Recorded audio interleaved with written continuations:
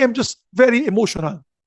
Because people in my district, all the way in Bukidnon, are gambling addicts because of these Sanomagan online gambling operators. How dare they go to these places and enter the homes of these families, and they're killing people and making them into criminals, even police officers. Nandito si General.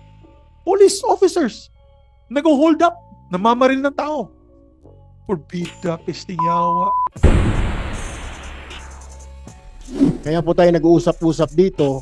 Kami ho dito, majority po sa amin, ayaw namin sa online gambling.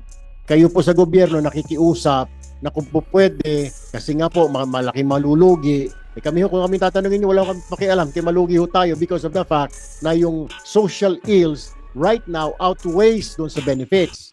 Nakikiusap po kayo ngayon na kung kami lang tatanungin ngayon, kung pwede kami magdesisyon, iba na ho lahat ng online gambling whether legal or illegal. Bakit yung pinoproteksyonan yung mga quote-unquote legal online gambling companies kahit na may moral hazard na nangyayari sa ating bansa?